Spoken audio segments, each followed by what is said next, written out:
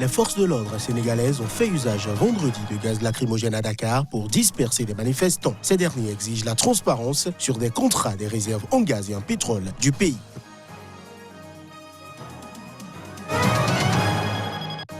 L'emprisonnement d'ex-dirigeants politiques, piliers de la présidence d'Abdelaziz Bouteflika, n'a pas calmé la contestation en Algérie. Les manifestants se sont à nouveau mobilisés en masse ce vendredi.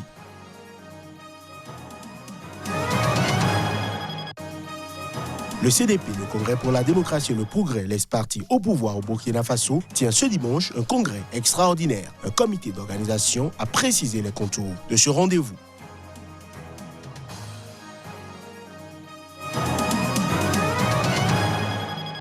Un nouveau point de l'actualité sur Sika. Bienvenue à chacun, bienvenue à tous.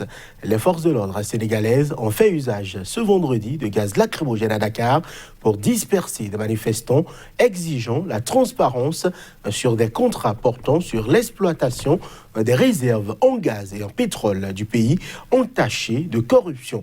Selon la BBC, les autorités avaient interdit la tenue de la manifestation et les forces de l'ordre avaient bouclé tous les accès à la place où devaient se rassembler les manifestants. Des centaines de personnes, dont la figure montante de l'opposition, le député et ex-candidat à la présidentielle Ousmane Sonko, ont répondu à l'appel. Images et sons. Les manifestants ont érigé des barricades faites de blocs de pierre et de morceaux de bois aux abords de ce lieu traditionnel de rassemblement. Les policiers, en tenue anti-émeute et appuyés par des véhicules blindés, ont utilisé des bombes lacrymogènes pour empêcher les protestataires de se réunir. Ceux-ci ont répliqué par des jets de projectiles et en mettant le feu à des pneus. En s'éparpillant dans les rues adjacentes pour échapper au gaz irritant, certains jeunes lançaient des slogans tels que « Macky corruption » ou « Macky dictateur ». Nous sommes des Sénégalais, nous tous. Nous avons des ressources naturelles qui n'appartiennent pas au président de la République et sa famille. Nous sommes venus pour dire non contre l'injustice. Ce ne sont que des calmants. Ils veulent laisser les gens rester chez eux, alors qu'on sait que cette justice-là ne fera rien du tout. Il y a des dossiers qui étaient là jusqu'à présent, rien du tout, rien du tout.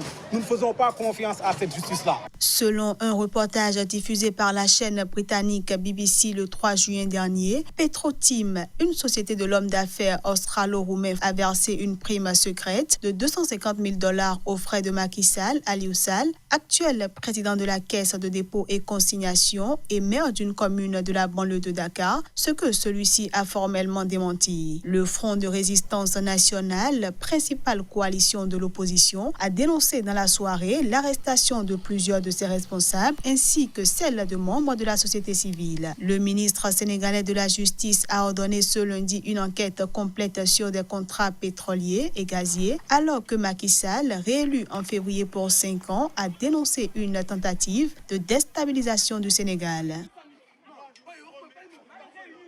Le CDP, le Congrès pour la démocratie et le progrès, l'ex-parti au pouvoir au Burkina Faso, tient ce dimanche un congrès extraordinaire à la Maison du Peuple de Ouagadougou. Alors que tout le monde s'attend à la désignation du candidat du parti à la prochaine élection présidentielle, le comité d'organisation a tenu à préciser les contours de ce rendez-vous. Claude Romba. C'est un secret de polichinelle. Le CDP est marqué par une vive tension interne autour de la désignation du candidat du parti à la prochaine élection présidentielle et tous les coups semblent permis. Le président du parti, Edi Kombiogo, accusé de manœuvre pour se faire élire candidat du parti. De quoi irriter Achille Tapso. Le président Edi qui a gonflé les chiffres de 600 à 1000 pour mettre ses partisans dans le bureau politique national en vue de se faire élire haut les mains comme candidat au présidentiel de 2020. C'est un mensonge tellement grossier que je m'en voudrais vraiment de m'attarder dessus. On se rappelle que la tenue de ce congrès extraordinaire, initialement prévue pour le 14 avril dernier, mais avait été ajournée sur demande de Blaise Compaoré, l'ex-président de CHU et fondateur du parti. Ce dernier vient de donner son quitus pour la convocation dans de meilleurs délais de ce congrès extraordinaire. Blaise Compaoré aurait suggéré que pour le choix du candidat, l'on s'en tienne au texte du parti. Il a également demandé d'ouvrir la liste de candidatures à tous les cadres du parti qui le souhaiteraient et qui remplissent les critères définis par les textes du parti. Le congrès de ce dimanche donc va s'apaisantir sur le toilettage des textes. Qu'en est-il de la candidature de Kadri Désiré Ouédraogo, l'ex-premier ministre de Blaise Compaoré et ancien président de la commission de la CEDEAO? Quelle affaire? On veut nous obliger à dire que Kadri est notre candidat, mais c'est quelle affaire? Le CDP n'a pas de candidat encore. Le CDP va désigner un candidat. Et vous savez pourquoi? Parce que c'est la tradition du CDP d'avoir un candidat aux élections présidentielles. Pas de s'allier derrière n'importe quel quidam. C'est de ne pas se lever tout de go et puis s'autoproclamer candidat, alors qu'on sait que le parti a des exigences et des procédures et des règles. C'est ce qu'on appelle de l'indiscipline caractérisée. Autant le dire, le congrès de ce dimanche revêt un enjeu capital dans le processus de désignation du candidat du CDP à la présidentielle de 2020. L'emprisonnement d'ex-dirigeants politiques, piliers de la présidence d'Abdelaziz Bouteflika, n'a pas calmé la contestation en Algérie. Les manifestants se sont à nouveau mobilisés en masse ce vendredi pour réclamer le départ de tout le système. Imaginons. Ce 17e vendredi consécutif de manifestation coïncide à Alger avec le 18e anniversaire jour pour jour d'une grande marche kabyle sur Alger le 14 juin 2001, violemment réprimée et qui avait tourné à l'émeute. Toute manifestation est depuis strictement interdite dans la capitale algérienne. L'interdiction est toujours en vigueur, mais depuis le 22 février, la police ne peut empêcher le mouvement de contestation inédit et massif d'envahir les rues chaque vendredi et certains autres jours. Ce vendredi, les rues d'Alger étaient noires de monde, la foule défilant au cri de « voleurs, vous avez pillé le pays » à l'issue d'une semaine marquée par le placement en détention préventive de 2 anciens premiers ministres et proches de Bouteflika, Ahmed Ouyahia et Abdelmalek Sellal. Pas plus que la démission d'Abdelaziz Bouteflika le 2 avril dernier, ces incarcérations n'ont calmé les manifestants qui ont continué de réclamer massivement le départ de tous les anciens fidèles ayant accompagné le président déchu durant ses 20 ans au pouvoir. Alors, je sors pour cette 17e marche parce que je pense qu'il faut persévérer, qu'il ne faut pas lâcher, qu'il ne faut pas baisser les bras et que pour l'instant, on n'a encore pratiquement rien acquis. Donc il faut continuer. Donc j'apporte ma petite voix aux millions d'autres voix qui sont là. Nous passons un message pour me donner l'occasion de demander aux autorités actuelles, ceux qui gèrent le pays, de passer vite. Il a pris trop de retard. 4 mois de retard, ça ne sert à rien. On sera obligé de passer vers une nouvelle république. C'est pas la peine de tourner autour du pot. Il faut aller vers la nouvelle Algérie. Ça, on doit passer les gens en justice, mais ce n'est pas le moment. Après l'annulation, faute de candidat de la présidentielle prévue le 4 juillet pour élire un successeur à Abdelaziz Bouteflika, le pouvoir intérimaire appelle à un dialogue rejeté par les manifestants qui réclament des institutions de transition. Il refuse catégoriquement que les proches de l'ex-président, encore aux commandes, organisent la présidentielle. Au Soudan, l'opposition a réclamé ce vendredi une enquête sur la dispersion sanglante d'un sit-in de manifestants par les militaires à Khartoum début juin devant le QG de l'armée.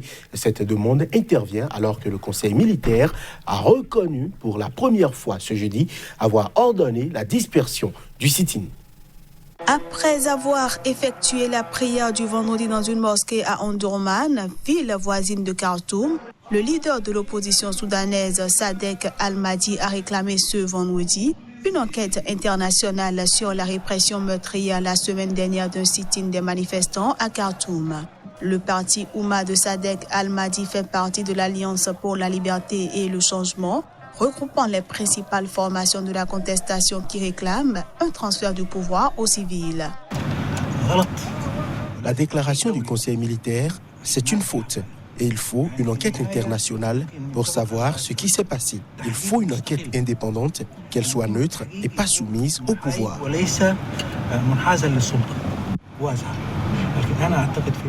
Je pense que nous allons trouver une solution, parce que le Conseil militaire ne peut pas gouverner, c'est très clair, et les forces civiles ne peuvent pas parler de l'avenir sans la participation du Conseil militaire. Donc les deux parties doivent collaborer.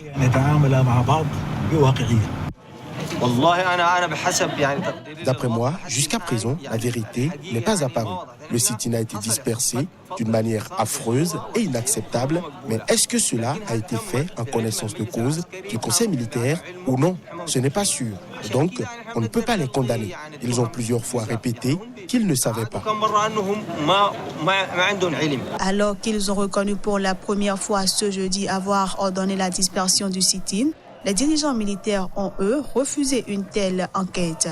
Nous n'acceptons pas l'idée d'une commission d'enquête internationale. Nous sommes un État souverain, a déclaré ce jeudi le général Shamsdeen Kabashi, porte-parole du Conseil militaire.